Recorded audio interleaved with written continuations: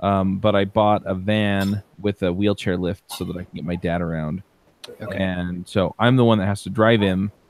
And I was just going to get dressed and then go take him at like 2, right? So that we can all be at the temple. You know, we're all Mormons, so Mormon temple is where we do the wedding. So anyway, but then yesterday he went in for dialysis because, he has that fun experience 3 times a week. And there was a blockage in the fistula, which is the way that they arrange the blood vessels in your arm so that they can do dialysis. And you can't go too many days without them cleaning all the crud out of your bloodstream. So they had to take him in for outpatient surgery today. I already explained this before the show. But anyway, so I don't know when he's getting out. I don't know what the story is as far as if I'm just going to have to like up and go pick him up and help him get dressed and all that stuff. So I was like, you know what? I'm going to have a shower. I'm going to get shaved. See, I'm so pretty. And then I'm going to go in and, that way I'm just ready to go. And I'm letting the View podcast know that I may or may not be there because they run from 12:30 or 12:45 till 2. And if everything had gone to plan, I would have been leaving at 2. So we would have wrapped up, just in time for me to leave here. But anyway, so personal drama. Yeah. My sister's super upset because she doesn't know if he's going to make it. But I mean, life is insane and that's just kind of what you get. So, So that's why I'm wearing a shirt and tie, is so that after this I can call up and I can just make sure that I am where I am supposed to be. I'm feeling very underdressed. Just put a tie on. Put a tie on with your sweatshirt. I'm not even wearing pants, so no, I've got pants on. I just don't have any underwear on. So TMI, John. Funny. John has to get up and go to the bathroom, so he turns off the camera so he can go. No, I'm not shy. We'll get our ratings up. Oh man, you can always count on John to like say something kind of outrageous and then act like he's walking it back and then double down. I always wait for it. There it is. Yeah, it's John Sonmez and Kanye West. That was awesome, though. I did enjoy the Kanye West thing going on. That's fun. Man, people are insane, freaking insane. I didn't care what he had to say for the last 2 presidents, and it hasn't changed for this one. But let him do his thing. Like, heck? So, heck. It is fun to watch people's brains explode. Yeah. Can you say that? Yeah, sure. Anyway. So we had, let's see, in the business world, I had Antonio from Real Men Real Style on, I did a live stream actually yesterday. I started doing the interviews. So that's cool. So you can give the credit for the live stream to someone. Yes. Manny said, "Hey, why aren't you doing these as live streams?" So, so it actually turned out pretty good. So now I've had Alpha M on there and Antonio, and Antonio, like he over delivered. He like hung out like at an hour. I was like, "Oh, okay, I'm gonna wrap this up," and he was like, I could tell he still wanted to keep going. So he went like an hour and a half answering people's questions and. No, I don't hear anyone screaming. I took that into the chat to be a little more discreet, but thank you for letting me know. You're welcome. But no, yeah. So he was cool. He hung out and answered a bunch of people's questions and gave a shout out to Manny. So Manny's actually coaching him. So cool. Is that was that like a Q&A format? I mean, you were interviewing him, but then were you doing live interactions with the audience as well? Yeah, it's kind of like, I mean, I really like to do the interviews where they're not really interviews, where it's just me and someone chatting. Yeah. I think it works better because it's just like a better, like, and also it puts it where the positioning is a little bit better too, right? If you think about it from an audience building perspective, like you don't want to be interviewing people like below them, you know what I mean? You want to be like at the peer level. And if you're just like, oh, I brought, you know, my good friend on the channel and we're having a chat, I think that's a better like positioning to have. Plus it's better, like your audience wants to hear from you. So I feel like sometimes when I have it like staged as an interview and then I monologue for a little bit, then I'm like, oh, it's kind of like you're taking over the thing. You're supposed to be interviewing someone. So instead I just try to make it more like, okay, we're having a conversation. And I think that's a lot more fun too. So. Nice. But yeah, everything is fucking going down though. YouTube views are down, subscribers are down, but I think that's just part of the nature of the thing. It's well, you got to find your new voice or new messaging, whatever it is, right?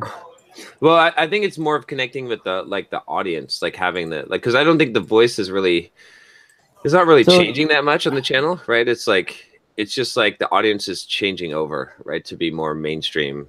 Have you seen a lot of unsubscribes, or are you just seeing less subscribes? Well, the stats will show you that, like 90-day, 28-day. Yeah. So let me see here if I look into this. Are the unsubscribes going high, or just new subscribers are not coming in as fast? There's definitely some days when the unsubscribes are like pretty high. Like, well, okay, so the channel has always been like high unsubscribe, right? Because I mean, every channel is high unsubscribe. What is your unsubscribe rate? Well, okay, like last 28 days, right? Subscribers gained 5,547. Subscribers lost 2,774. So 50% loss. Yeah, I'm sure that's higher than most channels. No, I mean, yeah. I get around 20% to 15 to 20%. Yeah, but see, you don't tell people get the fuck out of here and unsubscribe. Yeah, but 50% is pretty big. Yeah, so that's what I'm saying. Like, what I'm looking at, what I want to compare that is to maybe the same time last year. What was the ratio? So let's look. I think it's going to be even like 3 months ago or something. So if we looked at I think actually the more important number is the more traditional unsubscribe metric of unsubscribes to total channel subscribers. Right. Or well, that's because you're comparing the unsubscribes to the subscribes, which is it affects the channel growth. But the thing is, if you have 150,000 subscribers and you're publishing daily, you're just going to get a lot of unsubscribes no matter what. Oh, so it's because you've just got more people and you're pinging more people every day. So it's like the email. Like every time you send an email, you're going to get a certain percentage that you're going to lose. Right. That's actually, Josh, that's actually the most decent argument I've heard for me to reducing the video frequency to maybe once a day instead of twice a day. Because that if what you're saying holds true, right? Then if I released half as many videos, but I still did a video every day, it probably wouldn't decrease my subscribe rate very much. Maybe a small amount. Maybe I take a 20% hit, but it would probably decrease the unsubscribe rate by half, right? Because there'd be half as many videos. So that might be an interesting test to run. As many people off. Yeah, because you'd be, yeah, I mean, every time you publish a video, there's a cost to it. There's a benefit too, which is, your really diehard people are going to be happy.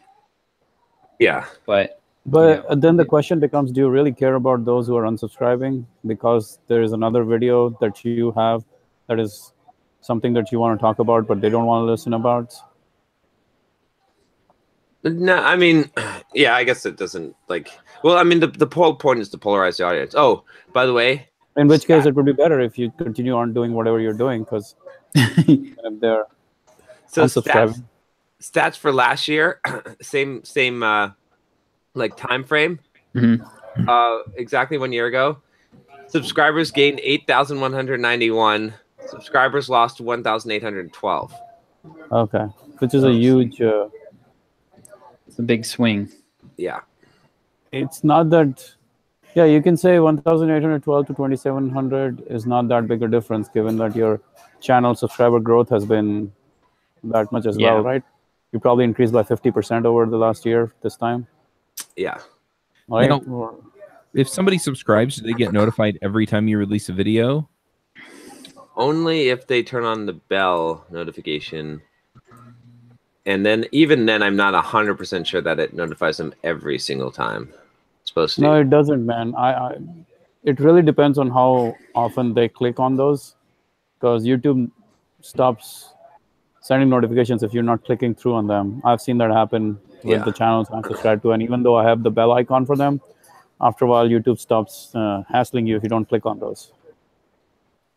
Yeah, well, YouTube wants you to, they want you to stick around, and so if the bell's not helping you do that, it'd be actually awesome is to create is to maybe switch the content up to be like one video per day, and then have like a paid site that's like, I don't know, like $50 a month that has the second video that's like double the content. You can do the Patreon for that.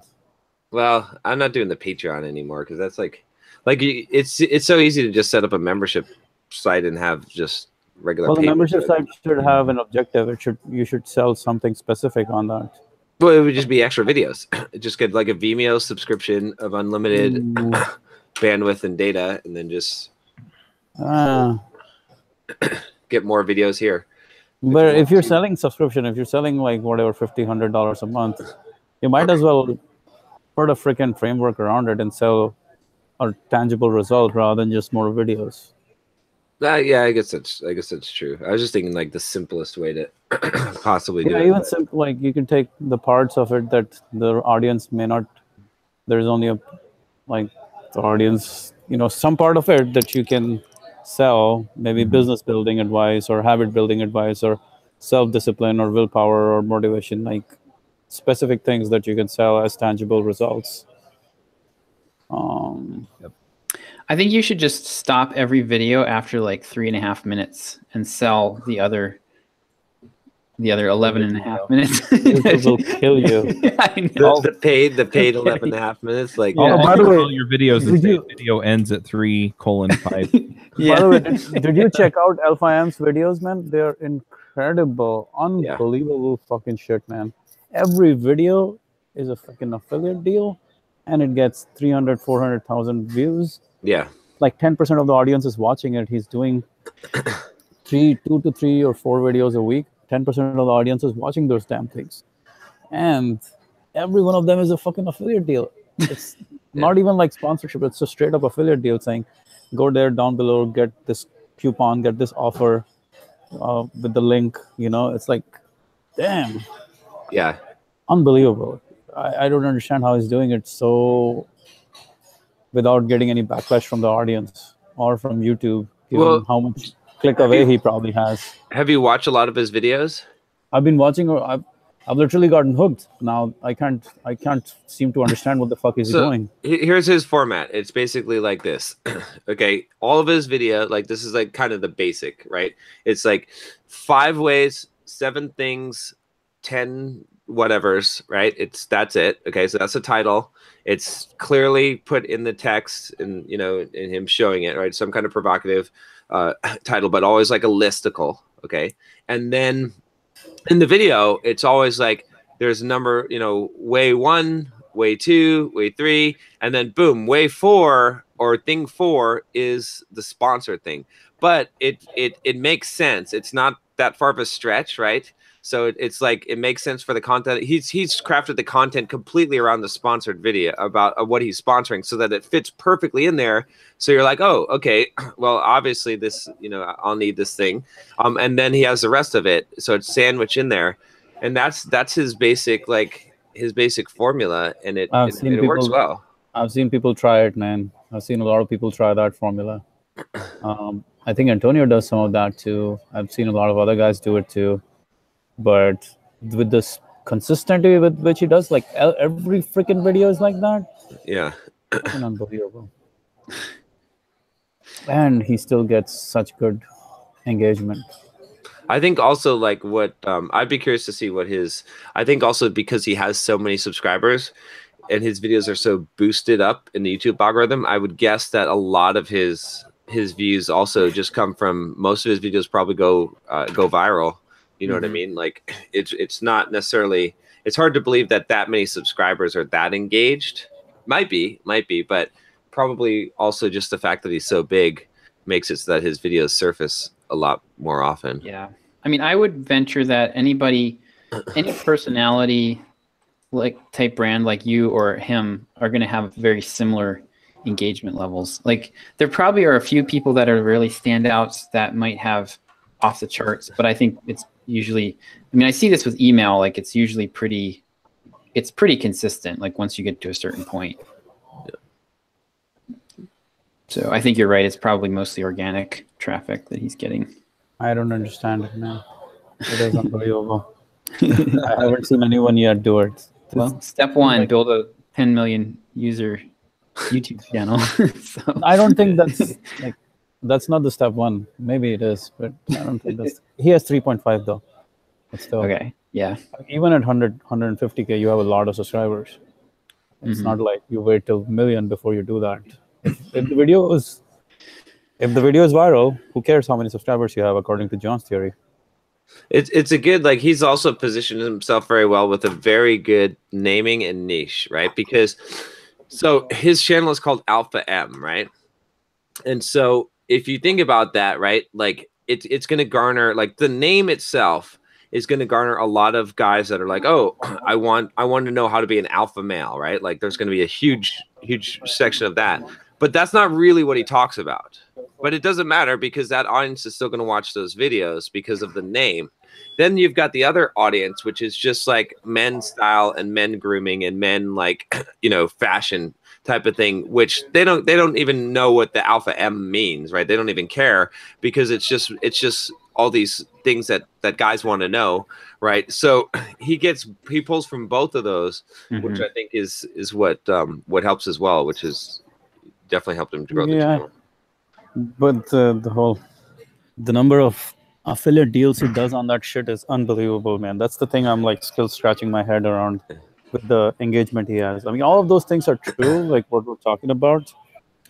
But there's something about how big, like, you avoid doing any kinds of like big affiliate deals, or you avoid doing any like major promotions on your channel, and most people avoid more than like once a month or something like that. This freaking guy is doing once a day. Yeah, but if you get in the habit of doing it, right, that's the thing. Is like we've encountered plenty of people that, I mean, remember Josh at the mastermind, the Perry Marshall mastermind group, that yeah, they were doing a product launch every week. Yeah, they were product launching to their list every single week, and they were making, their revenue was like 120K. Oh yeah. A year? A month. And what kind of product launch were they doing? It was like marketing training. I mean, it was in the like social media marketing and SEO and that kind of stuff. And they were launching their own products or some other people's products? Their own products, and they had a pretty small list. I mean, it was like 20 or 30,000. And what's that guy that you follow? Ben, is it Ben? Yeah, Ben Settle. And he sells every single day, right? Like, yep. Yeah, you kind of condition people. It's part of the. It can become part of the spiel. And if people like AppSumo, okay, I accept that from AppSumo. Yeah, exactly. And if people like buy a couple of the things and they like them, then I'm getting Skyped. Sorry. Yeah, if people buy a couple of things that you've offered and they like it, then it actually, I have a lot of people. I don't promote a ton of affiliate stuff on my email list, but I do have people that are like, I really appreciate all of the affiliate offers because they're pretty filtered. What I offer is pretty filtered, and they've bought one or two of the things, and they're like, yeah, everything that you promote is really. So they value the affiliate offers actually sometimes as much as the content. So. And it's good. Like if you look at like Alpha M stuff, right? Like he's got like, he does a video on manscaping, and then he's got like the ultimate manscaping, whatever razor. And you're like, oh, wow, that's like, I'm glad that he's selling that thing, because my next question would be, which razor am I going to get that's not going to snip my nuts? Like, right? You're like, oh, he's already answered that question. Or like he's, what else was he selling on there? Like, I mean, every single one of the things makes. I got to look at the keyword volume on that. Like I've bought like he had one on like tucking in your shirt and like never having your shirt untucked, and then he had the whole like I bought this Suspenders. race. Yeah, well, there's this one that you can like. There's ones that you attach to your socks, right?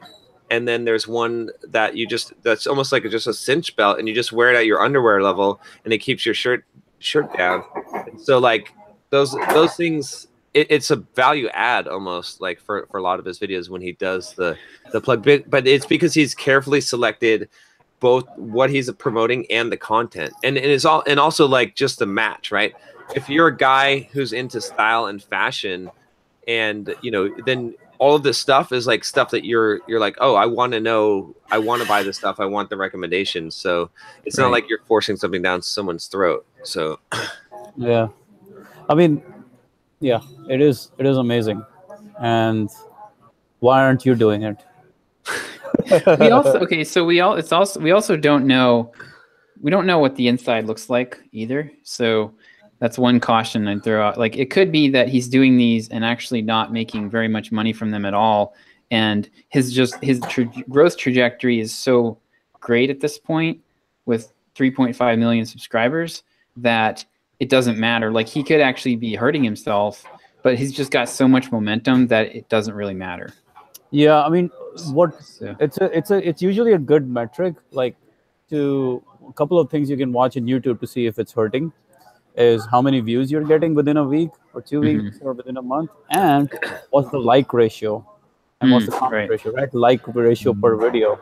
yeah, Even with all those blatant promotions, he's getting 1 to 50, like 2% likes, 1% like, which is pretty big at that volume. At 300K views, 1% to 2% likes is still pretty darn good. Because at that volume, you're getting a lot of very generic audience. But still, it's very difficult to do, like, it's hard to estimate what kind of numbers he's doing, but just knowing that he has so many views, that means YouTube is not hurting him. YouTube is not taking him down. Not only that, he has so many views and he has so much engagement, as in comments and likes. That means people are cool with it. Yeah, and again, part of it is because he's established himself in that way, right? And so it's expected, right? People, when you do shit that's unexpected, that's when it becomes a problem, right? If you're known for doing this, if this is how you do it, if every video you're selling something, then the people that have subscribed, they know what they're getting into, and they maybe not every video you're selling something, but once a week. What if you were to sell something? Why don't you sell maybe Gymshark or something? Well, okay, because you have to look at.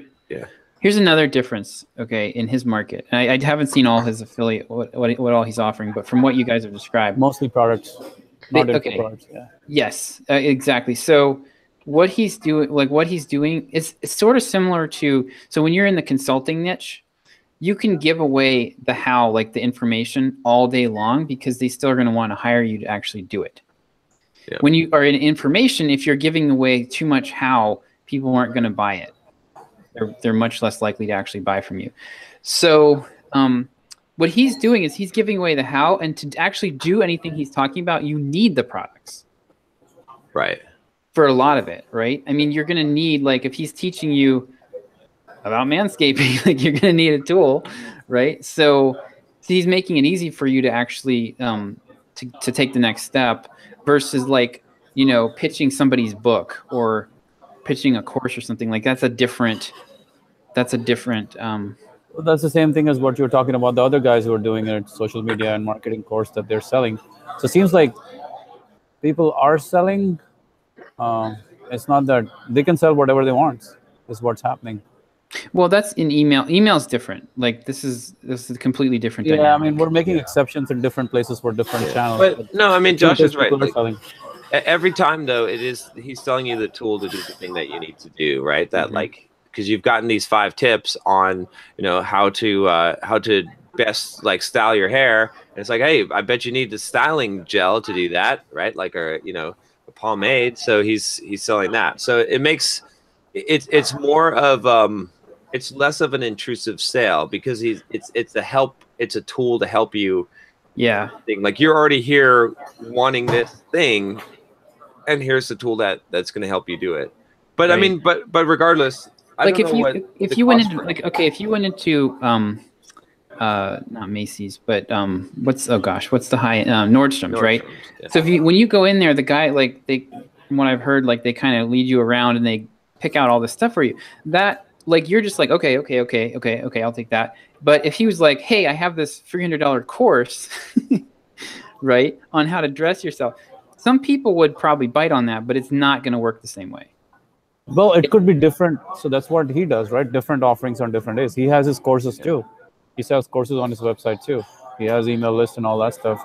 Same with Antonio. Both of them do that too. But they sell other products, other services as well, just as consistently. Yeah, I'm gonna try and see what Antonio has to say about it. The problem is too that it's like it's a scaling issue, right? It doesn't make sense at the low at the low volume that we do right now, right? Like when you've got a big channel with 4 million subscribers or 2 million subscribers, you've got that much reach on there, then each one of those videos, like you're going to make a decent amount of money. But like, for example, if I were to emulate that, I would be killing my momentum. Like it would be more hurting my channel than it would be generating the cash, right?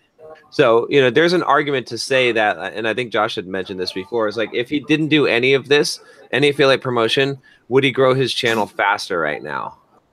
Probably. Yeah. But it's such a small difference when you're already at 4 million subscribers, because at that point, like you've lost the snowball effect, right? Because when you're at like 100,000 subscribers, you've got a snowball effect going, because the bigger that you grow, the more subscribers that you should be able to garner, the easier it is to gain more subscribers. But when you're at 4 million subscribers, you're running out of depth on YouTube. So you're still, no matter how like efficient you are, how good your videos are, you've already tapped almost all of your potential addressable market on YouTube, right? Because this is men's fashion, right? So I think that's kind of the difference there too, is it's like when you're closer to market saturation, it doesn't really matter. Like he's not really going to stunt his growth, right? Because it's diminishing returns.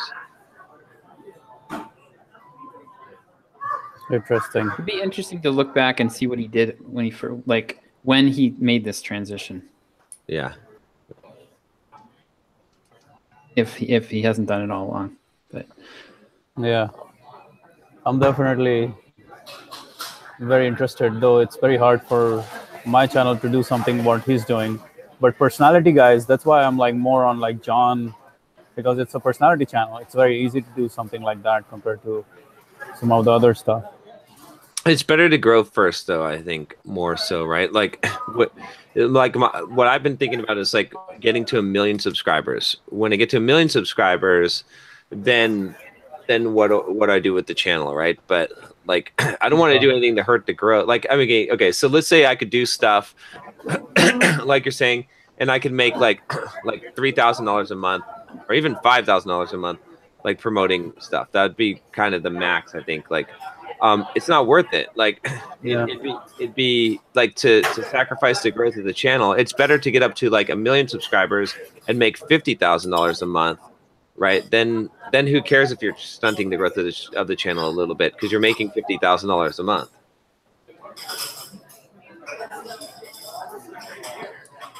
Grow.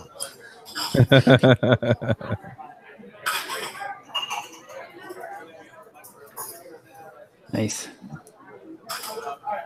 So I made it. Oh, go ahead. I'm just wondering, since I'm just getting into producing videos for YouTube now, I just put up an episode for JavaScript rants, and so I'm going to start recording those probably actually at MicroConf. But are you going to MicroConf? Yeah. Oh, cool. Awesome. I'll see you there then. Yep. And Manny, are you going? I know Josh isn't. I was planning to, but I got too much shit to do.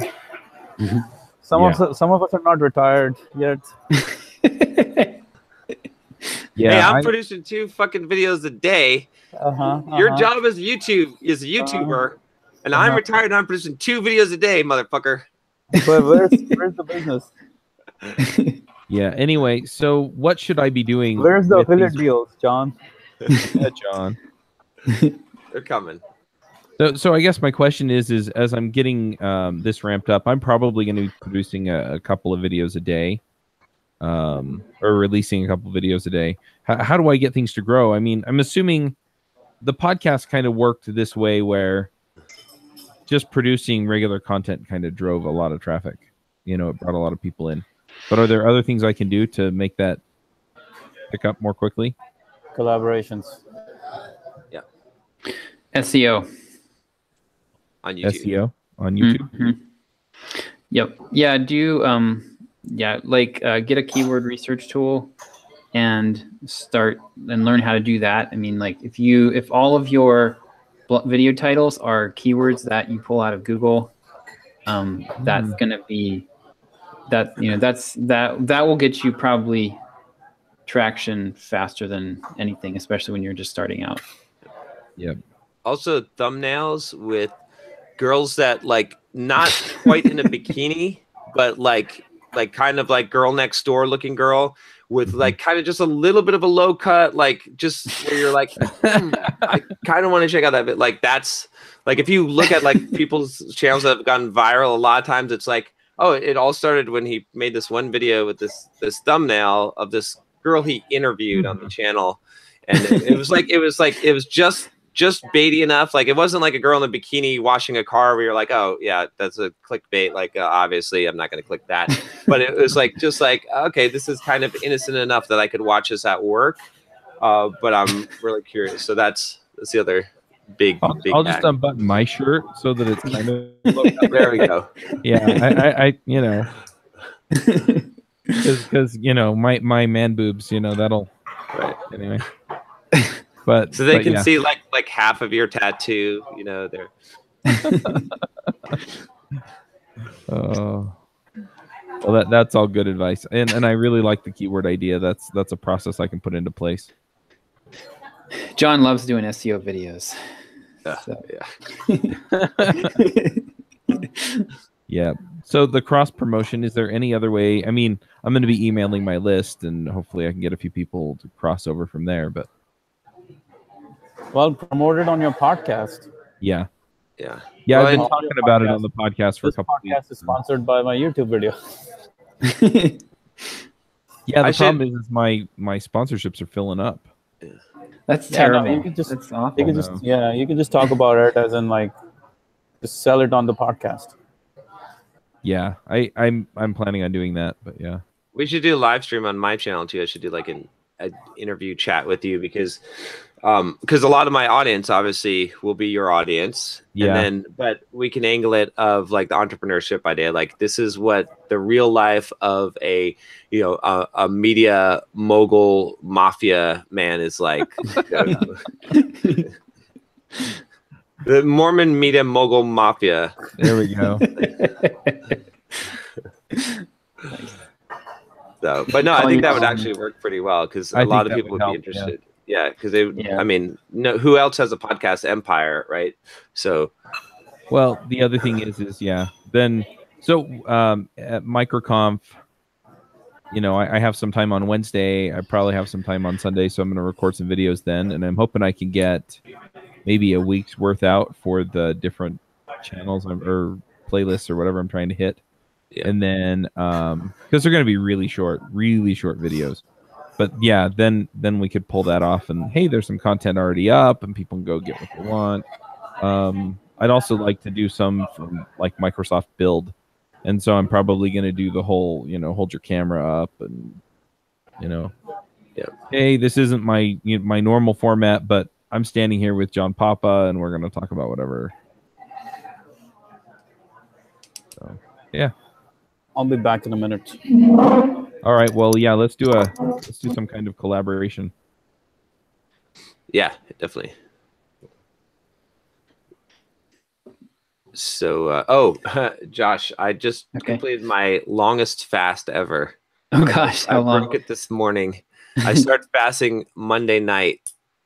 Oh boy, so that's what, like close to 4 days? Like, pretty close. Like it's 3 solid days and then a night. So like close to 3.5 days.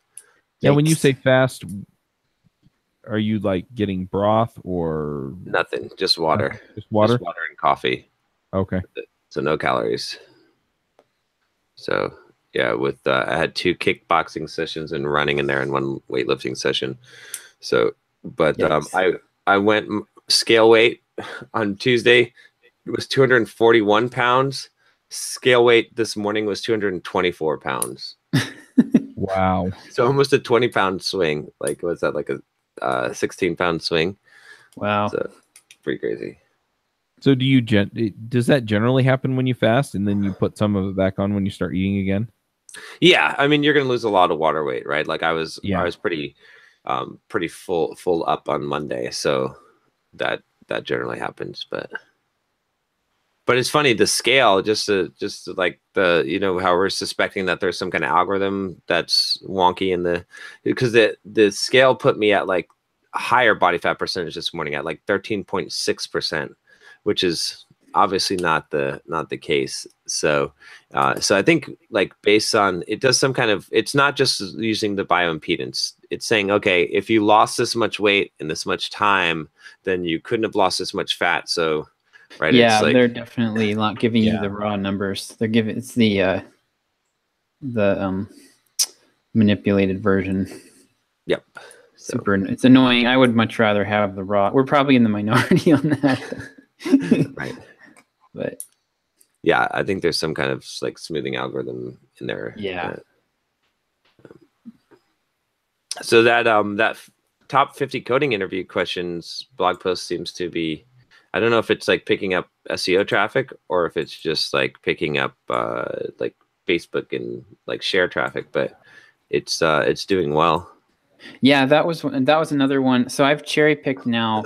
I think I've got like 5 or 6 blog posts that we've published recently that I've cherry picked from keyword data check, and they've all done pretty well. So I've got Joe Colantone. I can never say his name. I know, I can never say it either. Poor Joe. Colantonio. Yeah. So Joe's post is doing well. And then we published the best way to learn Java post, and that hit number 3 in Google, like almost as soon as we published it. Wow. So that's going to be, hopefully that'll stick. If not, then I'll just have, get links built to it and we'll get it up there. And then actually overall though, our traffic has dropped off because we've lost some of the, we were in the I can't remember what it's called, the featured listing box. On a few, we were like ranked number 3 or 4, but we were in the featured listing box for the coding, like best programming languages to learn type keywords. Mm-hmm. And that we keep dropping in and out.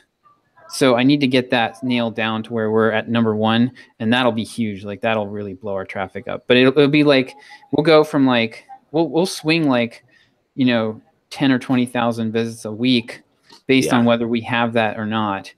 And we just seem to drop in and out of it. So I think a little bit of strategic link building to those, which is what I'm going to be having the SEO agency work on, is getting those nailed down. But yeah, so far the coding interview questions one I think is looking good. Yep.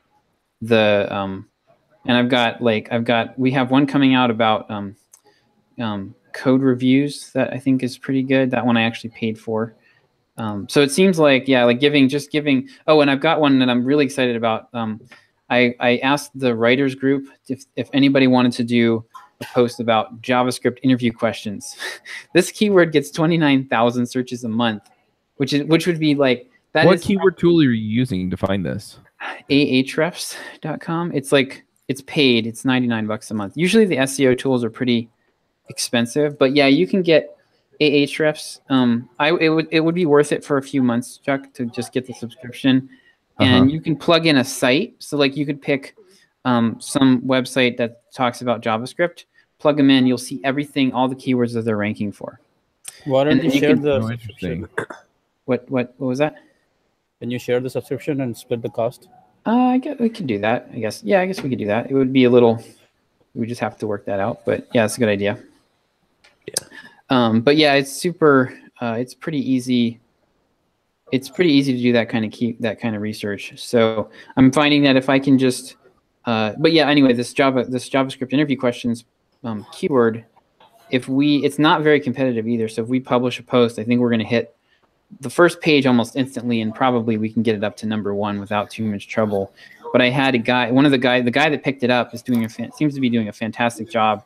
He's really excited about it, and he was like telling me how saddened he was by how poor the quality of the posts on the front page were. So he's really seems like he's putting a lot of effort into it. Well, good. Yeah, and he's gonna have some of his friends, like other JavaScript developers, peer review it and stuff. So I think what we're gonna do is publish it. It was getting kind of long. I was like, well, why don't you just publish what you have, which is like 74 questions, and then we'll do a round 2 and update it and add a bunch more content to it. So that way we'll get it out there, get the length of time being out there is beneficial. So I'd rather have it today than wait 3 months, and when you can just update it. So yeah, so that seems like it's working pretty well. But that's awesome. I am curious though how you use the tool as well, right? Yeah, so it was, well, for what you're doing, like, it would be really easy. You basically just pick 5 or 10 websites that are related to the niche, and then it has a site explorer, and you put in a URL. You can even put in URLs to specific blog posts, and it will tell you, like, here's all the keywords that are ranking for, that it's ranking for. Here's all the backlinks to that post. Like, you can really kind of reverse engineer stuff. It's really powerful, and you can pretty well reverse engineer anything. And then what's the goal? Are you trying to essentially supplant them in Google, or? Yeah, usually. I mean, usually what you're looking for is like high volume keywords where the competition score is very low, meaning that it's not the number of pages, it's the quality of the pages that are ranking highly and how well optimized they are for a keyword. Yeah. So like a lot of like the like for the JavaScript interview questions one, like maybe 3 of the top 10 posts don't even use the words JavaScript interview questions in the headline. It's just like JavaScript, I don't know, popular JavaScript code puzzles or something. And so it's not really optimized, but it's still ranking for that. So if you can find low competition keywords that are high volume, and you've got some clout with your site, then I should have some clout. yeah. So then you can kind of publish and rank pretty quickly.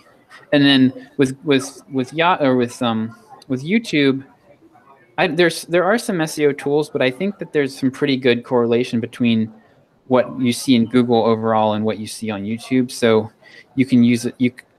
I don't think the YouTube tools are as good as the tools that are available for like regular websites. Google keyword tools are good enough for YouTube, but I mean, for tags and all that stuff, you can also use some tools like TubeBuddy and stuff to explore what kind of tags are available.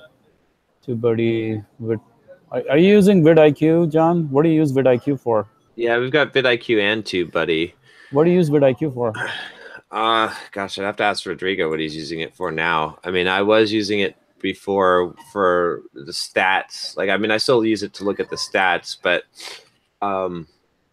yeah, I don't know. Like, I'm not sure if we actually need VidIQ anymore. Oh, we're using VidIQ for the advertising too, to put at the title, the like description campaigns. But I think TubeBuddy can do that as well now. We're not using that anymore. We're using TubeBuddy actually. Oh, okay. Well, then we're not using.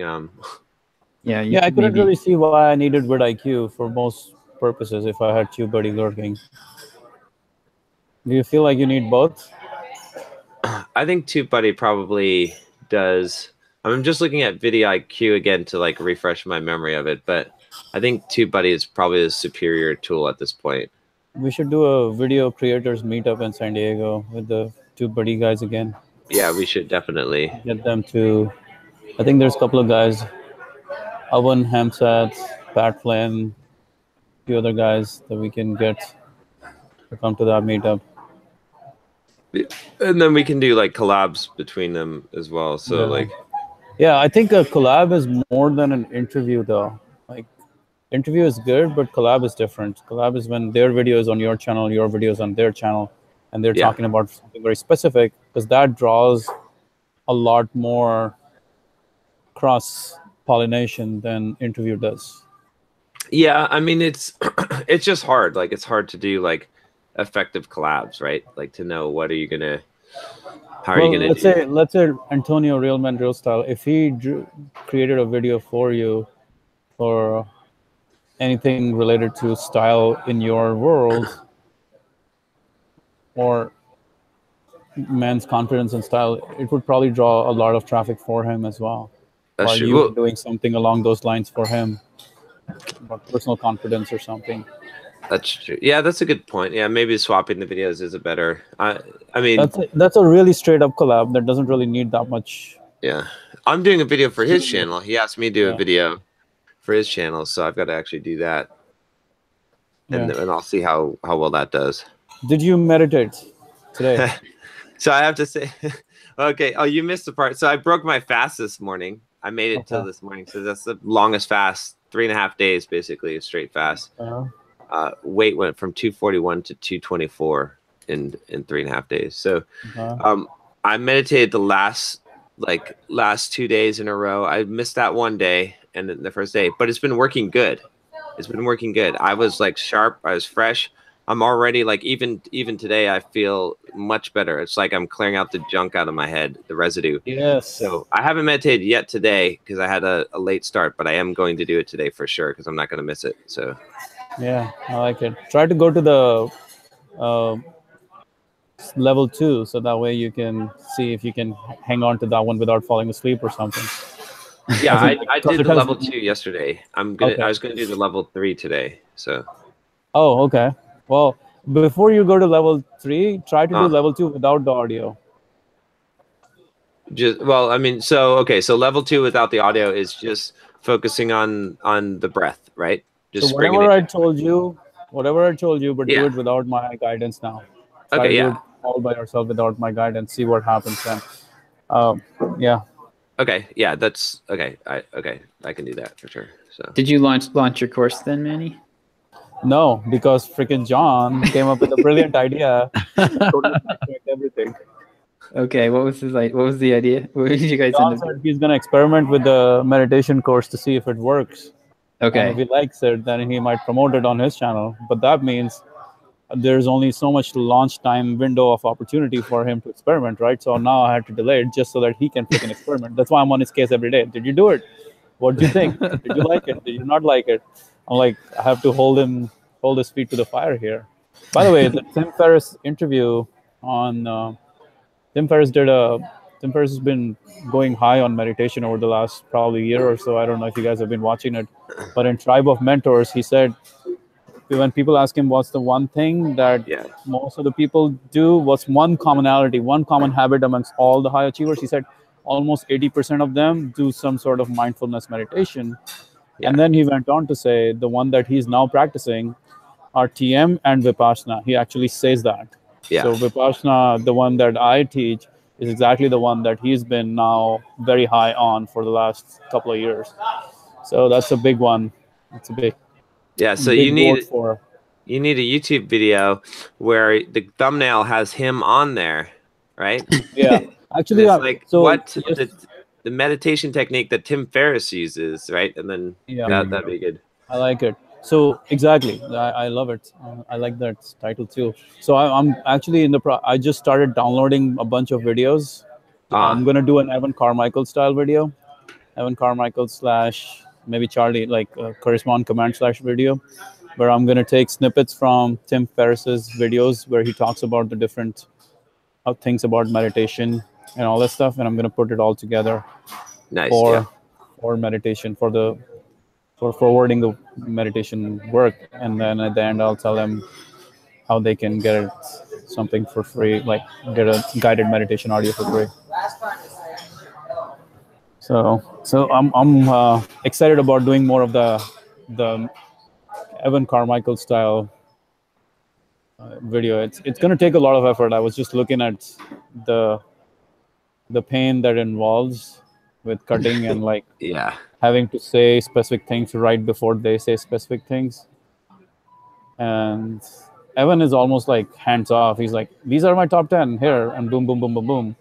but I'm almost like I have to build a story while I cut in and go in and out, in and out, in and out. So, it's painful, but it's gonna be good. Yeah, I'm trying out the series stuff. We'll see how that works. So far, the business series. I've got a fat loss series. I'm working on the Seneca series. That's going to be a super long series. So, Nice. Josh, when are you gonna start meditating? I've tried it off and on a few times, and Sounds like someone is ready for meditation. yeah, I don't know. I have tried it off and on, and I'm not really sold. I'll probably give it a shot again. Remember, 80% of high achievers are meditating. 80% of the people that Tim Ferriss chooses to interview. He actually says that it might be a selection bias, but then there's billionaire founders, billionaire hedge fund investors, or hedge fund owners, and the biggest actors in Hollywood and celebrities and all those kinds of names are there in his repertoire, in his list of people he interviews. So it's not like he's staying away from any specific kind of people. Even freaking Arnold Schwarzenegger did meditation for a while. yeah, he was a big TM guy for a while. Yeah. But I wonder if you should just launch it though, because I mean, obviously I'm still doing the meditation and I'll do the affiliate deal, but I don't know, like how long will it take me to get the results where I can speak about it enough that you see what I'm saying? It's like, you might want to just launch it ahead of time, and then there's no reason why I can't do affiliate promotion afterwards. I just don't want to hold you back. I think I'm gonna go ahead and do my early bird next week, and then maybe keep it open for the week after for regular price. And during that, maybe I can offer you some sort of a discount coupon or something for your affiliate deal. So at least it gives you 2 weeks, if not more, to test it out. Yeah. But it may just be that you may not sell as much during the live, but when we do a recording, it might be better. Yeah. But yeah, so far, I mean, I don't have a lot of like depth to the, but so far this week has been a very improved week for me, like as far as like all around. So, and I could attribute it to fasting possibly, but I think I'd attribute more the ability to stick with the fast to the meditation, right? To keeping the focus, right? Because so I like it. Yeah, that's good. I like it. I'm gonna use this video, snippets of this video in my look at what John Sonmez is up to these days. There you go. You should switch the bait on it. You should have like how meditation can make you more money, how meditation can make you a better entrepreneur, how meditation can get you more girls, how meditation can whatever, and just keep on plugging in how can meditation can make you have more discipline, and that'd be good. Because then you're like look for everything that people are searching for, right? Yeah, well, they're not. I mean, nobody is searching for how meditation can make me more money, but subconsciously they're hoping that is the end result. How you can make more money through meditation, how you can get more chicks through meditation, how you can have more discipline through meditation. Well, that's the thing. Like, nobody's searching for it, but if it's on a YouTube thumbnail, it probably gets a lot of clicks. Well, but people are searching for how to have more discipline. They're searching for how to get more money, how to have more girls, how to have, self-discipline is one of the most researched, like one of the biggest keywords in the self-development space, along with self-confidence. So you just put the through meditation at the back end of it, and then you see what I'm saying? It's like it's a very wide road. Like that's the result. Like you got all these different results. But the truth is, all those things are kind of related because of the way meditation works on your brain. It's like all of self-development comes down to how to operate your brain properly, right? You can have all the fucking knowledge, but if you cannot operate the brain properly, it's all useless. And meditation literally teaches you how to operate your brain properly. So whatever you're saying is right. It just people cannot make 2 and 2 together like that. But it is true. Like it literally is the operating manual for your brain. in a very abstract kind of way.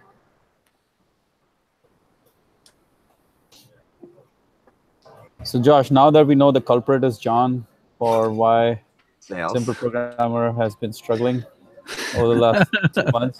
He hasn't been meditating enough. Are you sleeping better? So I did an interesting experiment today, and so this week, basically on Monday, I decided to just get moving on starting to do some like career coaching. So I sent an email to 800 people. So I had done this survey a couple weeks ago where I just sent people to a Google Doc form and asked them a couple questions.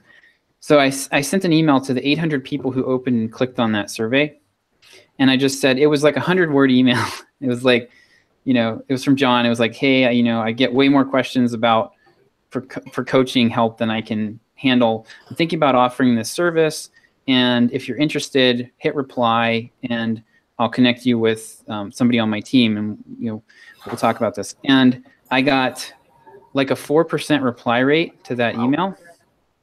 And so I got like 40 replies. And then I've gotten 6 people signed up for a $250 one-time, basically just like a one-time consultation. So, and the idea here is I want to do 10 to 20 like one-offs where I'm looking at, I send them this huge long form. I say it's like 5 pages of like, fill out all these questions. Tell me everything you've done. Tell me all your problems. And by the way, they're paying me for this. Tell me, it's like really deep market research. Like, tell me all your problems, and then I'll do a video, and I'll walk through for an hour and just tell you what I think you should do in your situation. So it's really clean, like, and then if I want to, I might be able to take some of these people into some kind of monthly if I wanted to. Why don't you introduce yourself to the list? Oh, that's where we're going with all this. Yeah. So, but this is such a small part of it. No. Hey, just hang on. Let me finish the story. Yeah, we're going. So anyway, so I did this week. I've got 6 people signed up. I'm actually talking to Jason Humphrey, about which we'll have to talk later off the air about. I basically want to bring him in to help me develop the curriculum for this. Okay. Yeah. So I need to figure out how to compensate him for that. But he and I seem to have very similar approaches to what we would advise people to do. So I went through and I did.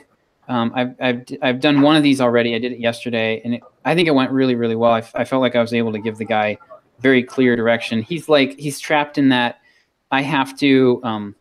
I just need to learn more. And he actually paid. He told me he paid for from the Cracking the Coding interview. He paid for one of the service providers like a consult with this guy, and the guy told him he needs to learn C++. Oh gosh. And he's got all this coding. He's been through boot camp. He went through coding dojo boot camp. So he's not like complete novice. He just needs to get out there and get a job so that he can actually learn something. Anyway, so I did this, and so I'm thinking, okay, I think that where we're gonna take this is that in the next 3 months or so, I'm probably gonna do a beta launch where we do a smaller, medium-sized class, like a group coaching type of thing, to start to develop. So we're going to do these individual consults for a while. Then I'm going to take the system that I developed from doing that and teach that to a group, and then iterate through that maybe once or twice, and then do a bigger launch where we've got the multi-tiered thing. But after doing these consults, I was like, you know what? I'm starting to feel like if I'm going to be doing this, I just need to be a known quantity. I need to be out there. I'm actually thinking I might start sending daily emails again, just to get myself out there with the list. But because I like doing this one consult, I came up with like 10 email ideas. Yeah. And it was fun. Like, I'm having fun again. This is what, like, it's actually, this is fun and exciting. And I'm like, it's, my brain's going, and it's really just marketing applied in a slightly different way. Yeah. So anyway, sending those emails under your name? I think so. So today I split tested the weekly broadcast. I split it up 50-50. So I sent half under John at Simple Programmer and half under Josh at Simple Programmer. And so far, the ones under my name are actually getting higher open rate, which I think is, people are just like going, who's this guy? But also, I'm wondering if maybe the John at Simple Programmer email has gotten tagged. That's like is an just interesting theory. That's, yeah. So the open rate for mine is 11%. The open rate for John's is 7.9%. Oh wow! How many hours has it been? Just like 3 hours. It went out at 10 o'clock. So I mean that's like a 25% difference. So I think if that held up, it might, part of our issue might be that the email address that has just gotten dragged down. So I was actually thinking I might create does it say John Sonmez or does it say Josh Elledge in the name? It says Josh Earl. Like, yeah, it says from John Sonmez, parentheses, Simple Programmer. And then I sent mine as Josh Earl, parentheses, Simple Programmer. Nice. And then the email is John at or Josh at. And yeah, so I mean, so it's clearly like it's a different. It's the same exact email.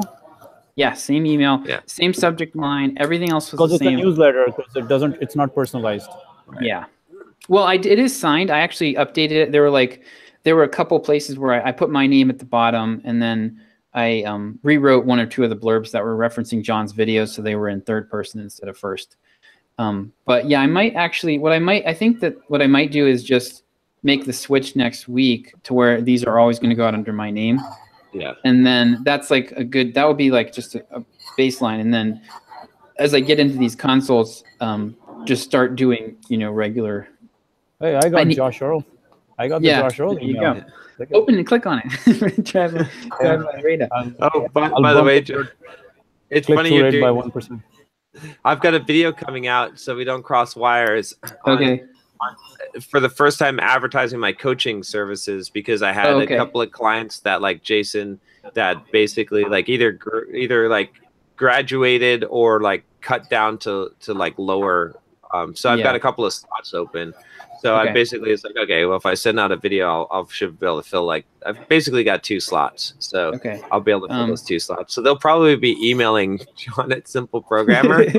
But it should be clear that they're looking for the big level code. I mean, I could also just like tell Rodrigo to just not link to that page, but link to a form and have them fill out a form. I don't know. What do you think?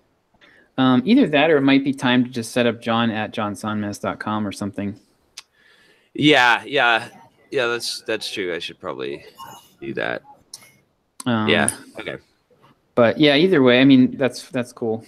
Not a problem. Yeah, you need to kill John.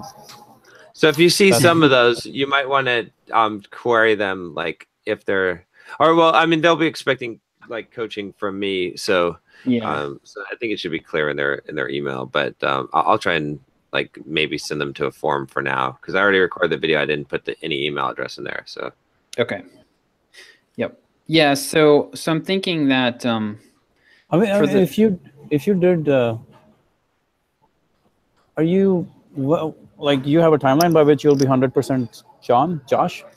I mean, I think no, I don't have a timeline in mind. I mean, I think I'm just going to gradually ramp up. I think what I was thinking, I might also do like like an email series where I write the first email as John, or even write several of the first emails as John, and like, hey, Josh is doing this coaching thing, and he's, here's something from him about that. And it would be like me telling. So he basically like a one or two sentence intro from John to kind of, and then just introduce me as kind of like the guy who's doing the coaching type of thing. Yeah. And then like I could do that a couple of times, and then I could just basically just start sending the emails out myself. Beyond just the guy who's doing coaching, it's more like the guy who runs. I mean, marketing. I don't. Right-hand man. Like at least. I'm actually who's running the show. Like, why not kind of become much more mainstream and like give you a lot more credibility? Well, the question kill John. Yeah. The question is how. So do I want to don't necessarily, as much as possible, I'd like to avoid creating a second personality business, right? So I'd almost prefer to be like like I think I mentioned last week, I want to hire myself as a coach. Right. So basically, like I'm the the head of career coaching or something for a while, and then if I do that, then then I can kind of ease the transition from John. It's like we're not kicking him out completely. I'm not like kicking him off the throne and like like I'm coming in. I'm gonna sort of take over, but it's more like he's hired me a little bit, and then if I do it that way, then I can bring in other coaches, and I'm not so much of I'm not like. Can you have titles? Can you have titles in your names? I could have a title under my name when I John send emails. Could be the founder.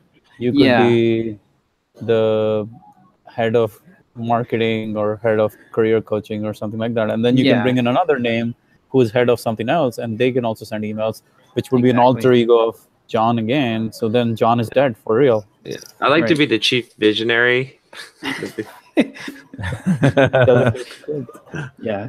So, but anyway, yeah, that's kind of what I'm thinking right now. But I really feel like so far the response to to this particular offer, I mean, like I could send emails trying to sell, I could send multiple emails a week trying to sell a freaking $10 book and not make any appreciable dent in the sales. And then I send one email and I have there were probably 20 people that if I pushed, I could have probably converted 20 people to this $250 offer. And I literally I didn't want to take in too many. I wanted 2 at first. Yeah. And then I got a good enough response. I was like, okay, I'll take more. But yeah, it seems like people are pretty desperate and hungry for this. And I think we can get it. Like, I think if we do a significant sample of one-on-one work with people, we can get it down to where we have like 2 to 5 playbooks at most. Maybe even it's just one playbook where we can go, if you do these things, here's like the next 90 days. You do this on day 1, you do this on day 2, and you just boom, you just run this playbook.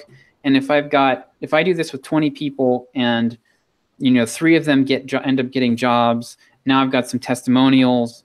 And it's gonna snowball. But I want to try to keep it as like initially I'm trying to keep as close contact with the people that I'm working with as possible.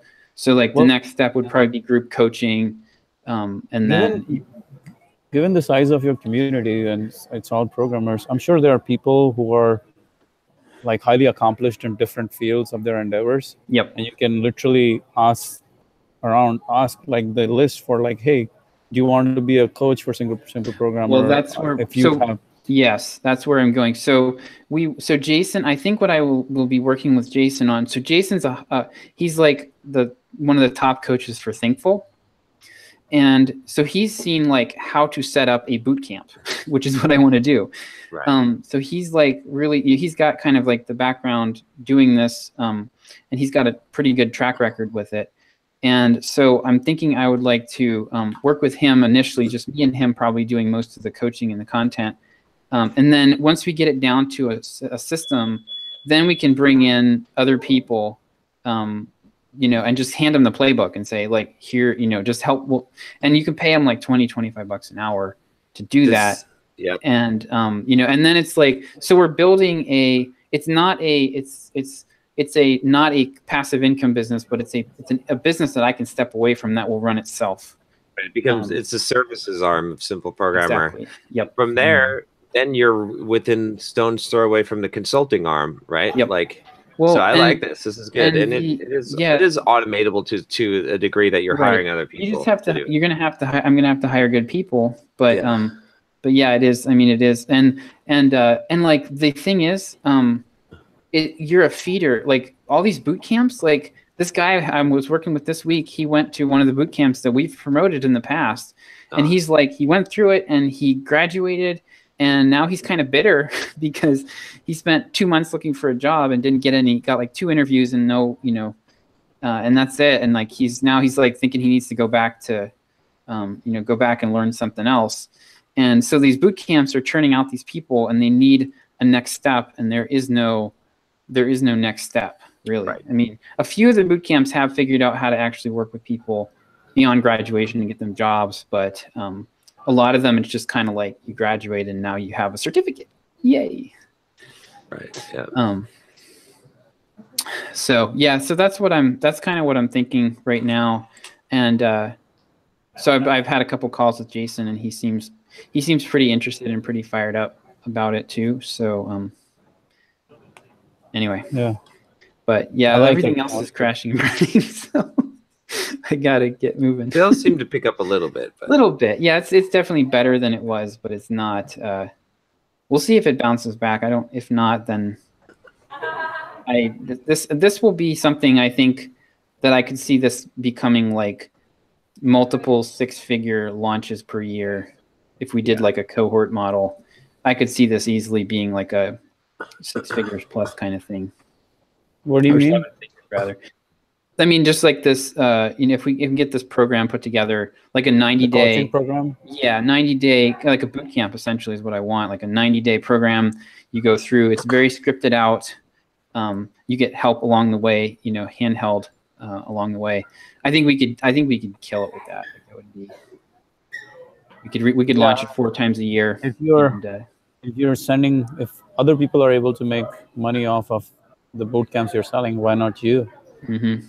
But it's not a boot camp. It's a different thing. It's a career boot camp. Yeah, it's a career boot camp. It's graduate boot camp.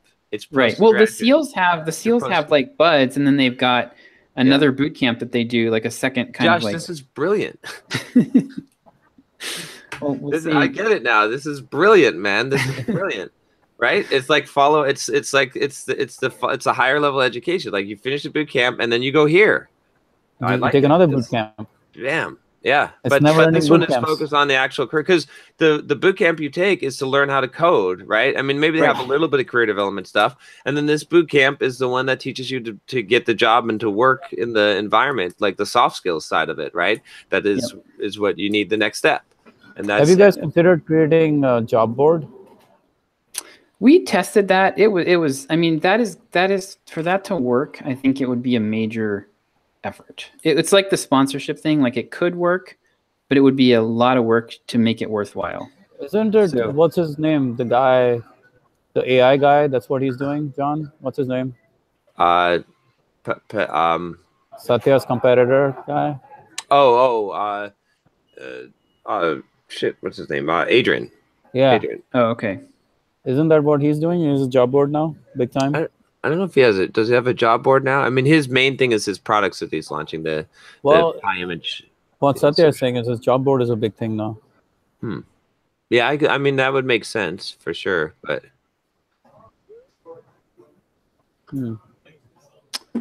So, yeah, I think we probably need to. Yeah, wrap it up. So Chuck can get moving here. He's got his. Somebody's burning hamburgers. He's got to go. Yeah, I've got a universal power supply plugged in here, and we've had power issues in our house for the last month, and I don't know what the deal is. And so it clicks on and off every so often. All right, thoughts? Who's got thoughts? I've got a thought. So in 41 minutes, I'm going to be on Jay Abraham's podcast, which will be what? Kind of cool. Whoa, nice. Yeah, I was supposed to be on earlier in the week, but he canceled on me at the last minute. They had to reschedule. But so I'm kind of nervous about that. But I've been binge listening to his podcasts leading up to this, and one of just take a shot, 2 shots of water. So he. But anyway, so one of the things he was talking about in one of the hot seats that I was listening to was the well-known phrase, motion beats meditation. Sorry, Manny. Oh, no. But no, that really just hit me this week, because I've been stuck in analysis paralysis really for the last few weeks. And just I've been very discouraged about the product sales, and kind of dropping off. And I kind of need to, I decided this week, I'm like, you know what? I'm going to leave them for dead. If they come back, fantastic. But I'm going to assume they're not going to, and I just need to get moving on to the next thing. And like this on Monday. I was like, okay, screw it. I'm just gonna do like this stupid little 100-word email and just get moving on this thing and you know and see where it goes. And I had a fantastic week. I'm really pumped about this. And you know, just it's really easy to get stuck in trying to do the right thing. And when you're in that mode, like just doing something is often better than trying to optimize. What are you going to talk about? I honestly don't even know.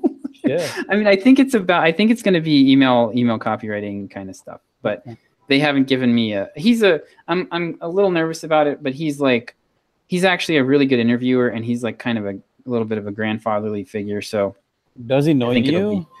I got introduced through Perry Marshall. So, yes, he recommended me. And, so yeah, I'm not even sure what this podcast, he does series on his podcast. So it's like, he did a series with Tony Robbins, and he did a whole series with Dave Asprey from the, Bulletproof Executive. And, so he's apparently doing some kind of series this is a part of, but I don't even know what it is. So the Josh Earl series. Yeah, that's apparently. right. Oh, cool. That's pretty awesome. Huge name Josh series.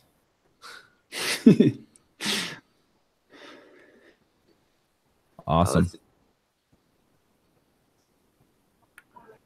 Okay, I've got a thought. So mine for this week is basically like, does the action that you're about to do move you toward your goal or away from your goal? Seems really simple, but the value of applying this thought before you do anything is that it takes away your rationalization, because your brain is really good at rationalizing things, right? And so if you have to make that decision and say, does this move me towards my goal or away from my goal, then you take away the ability to rationalize, right? Because, and then part of this also is just making sure that you know what your goal is, that it's a unidirectional goal, right?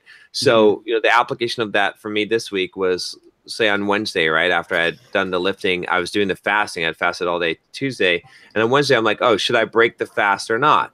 And so then I was thinking, okay, well, you know, what is my goal right now? Well, my goal isn't really like to gain muscle or even to preserve muscle right now. So I can't really say, oh, I should eat because you know, muscle gains. My goal is to lose fat. Like that's what my current goal is. So I said, okay, well, that, you know, does eating right now move me towards my goal or away from my goal? It moves me away from my goal. So it made it so that I could no longer rationalize. I couldn't say, well, I just lifted, so I should eat, right? I need to get some protein. Instead, I kept the fast going because that was what my target was and what my goal was. And that kind of helped me to get through it. So just like having that thought in mind, just asking yourself the question, like having a clearly defined goal of where you're going, right? You know, so a bad goal would be something like, I want to get fit. Well, what does that mean? Like, I mean, you're trying to gain muscle, trying to lose fat, which is your primary objective, so that you can go unidirectional. And then just asking yourself that question, right? Because otherwise you rationalize. Otherwise you're like, you know, I'm doing this. Like you fill in the reason why you're doing it after you do the action, you know, that backwards rationalization, as opposed to where if you've got the goal. So then at that point, like the funny or the interesting thing about that is now if I've gone through that thought process and I said, okay, continuing this fast moves me towards my goal, eating right now doesn't, then if I choose to eat, then I have to basically I have to now have a battle with my ego. Like my ego is not going to say, oh, you have no discipline and willpower and you're just a fuck up giving into you know, short-term desire, right? I will not allow myself to believe that about myself. So my ego has to say, okay, well, I guess I'm just going to just do your thing, dude. Like I'm not going to try and rationalize because there's no point, because I'm not going to succeed that point. And so I think that's a way to almost use your ego to actually help you to have discipline, whereas usually your ego is the rationalizing part that breaks down your willpower and discipline. So. All right. I'm gonna make this quick, and then I'll call my sister back because my phone's ringing. So I've been kind of going through a couple of things here. I think the main thing that I've been looking at, though, is I went through some organizational training with my business coach. He just has you know, a series of steps you go through for his coaching, and then a weekly call for you to ask questions and things like that. And anyway, so the thing that I went through was basically just working out the organization for my business. And what he has you do is he has you fill in this spreadsheet with all of the different jobs that have to be done to run your business. And then he basically makes you group them into like 3 main functions in the business. And so the ones that I came out with, I kind of split operations and production just because they're kind of related and they're kind of not related, because production includes like podcast production and stuff like that. And it's just a little different from all the other operational stuff that goes on in the business. And then I had administration, and then the last one was sales and marketing. And I looked at it, and then he asks you the question, and he basically says, which of these is, rank them in which of these are the best put together, I guess, or the best organized in the current state. And so I did that. And then the next question is which one of these is the most like this, where you put in a small amount of effort and you get a big amount of payoff? And and then you rank them that way, and the last one should be something that probably you could put a ton of effort in and get a little bit of payoff. And I realized that the top thing for me right now in the business is still the sales and marketing. It's still the sponsorship stuff, and I had started to get sidetracked by the other stuff. Yeah. And so it made me go back and say, okay, I'm delegating all this stuff again, right? And then focus in on the sponsorships. And I have to say that just being able to do that and just having that periodic reminder, nope, I got to focus on this. Nope, I still got to focus on this. This has got to be my main deal, has just been a huge, huge thing. And what's funny is that I probably have more sponsorship spots filled than I ever have. And partially it's because I have the spots to fill because I've started new shows. And partially it's just because I'm sticking to it. And I'm like, okay, I've got to focus on sponsorships. Yeah. And so just getting the systems in place, making sure everything clicks along, and then making sure that I'm reaching out and following up. And, my goal is to reach 20 companies every week. And until I get them filled, that's what I'm doing. And it's just having that, okay, you got to go back and focus. You got to go back and focus. You got to go back and focus. And just getting that one thing, having that one thing in mind. So, go and look. I mean, the other stuff's important, right? I can't just let production drop. I can't let administrative stuff drop. But, the incremental gains that I get when I solve those problems, it gets stuff out of the way. But, the sponsorship and sales is the main area where I can honestly save myself the most effort and get the biggest payoffs. Yeah, that's your $1,000 hour work right there. Yeah.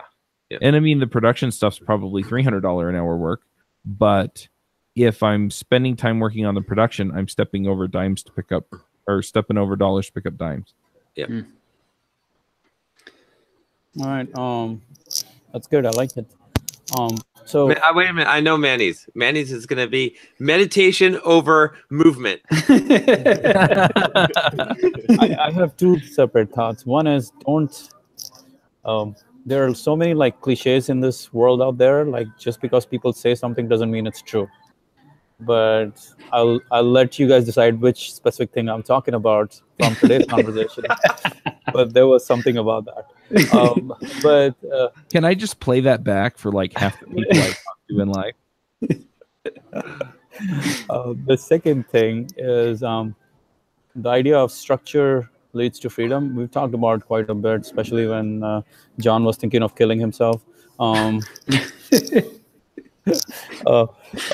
Structure leads to freedom is like, nowadays it's becoming, somehow it's kind of getting into the mainstream now with Jocko's book, like Discipline Equals to Freedom and all that stuff.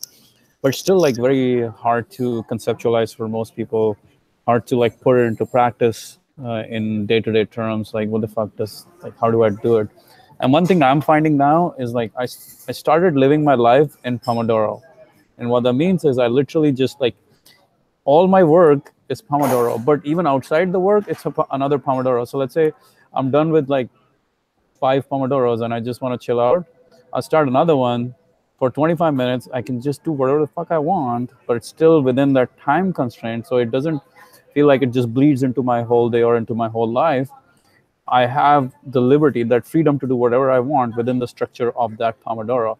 Or if I'm cleaning my house, it's a 25-minute Pomodoro. So life is a series of Pomodoros rather than life is a series of vague timelines with no boundaries.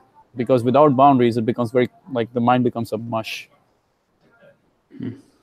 Yep. I was doing the exact same thing for a long time. In fact, Josh convinced me to do that way back when I didn't see the value of the Pomodoro. But yeah, because then you can compartmentalize and you can stack them too, and you can plan your day based on that because you know how much. Yeah, and not only that, like, I started to do Pomodoro, and I started to realize the Airbnb business has taken over my life in many ways. It's taken over 6 hours of my life in the last 3 days, and I'm like, I can't believe it's taking that much time, but it does take that much time. So yeah, well, hopefully once we get it cranking, then yeah, you got to sign but that it kind of thing. like the Pomodoro gives you clarity on where you're spending time, where you're not spending time. Yep. And you keep on doing it consistently. Now you get to see the reality of your life rather than vague generality. Oh yeah, I've been working hard. Like, fuck, you haven't been working hard, bitch. Yeah. You know? Or you've been working hard, but you're climbing the wrong wall. It's true. Most people, it's the other way. Like, that's lesser of a problem, because if you're working hard, you probably find a way pretty quickly to the right wall. But most people are just making up the idea that they're working hard. Yeah. While they're not really hustling towards the goal. Because if you have a goal, you find a way to climb the right wall. Yeah, there's a great app called Toggle, TOGGL.com. Yeah. And I tell people to use that all the time. It's like, yeah, then you can figure out what where your time went and what you can cut. Yeah. Yeah. Eternity is another one that's really amazing. It actually breaks down by splits. It's amazing. Yep. And for the record, I am not opposed to meditation. I never said that was the one thing. I know it. I'm sure it wasn't. No, and everybody should buy Manny's course. So yeah. Josh, I will make you a meditator. Don't worry. It's just a matter of grinding it out. Yeah. Cool. Once John sells the course, you'll be the first to buy.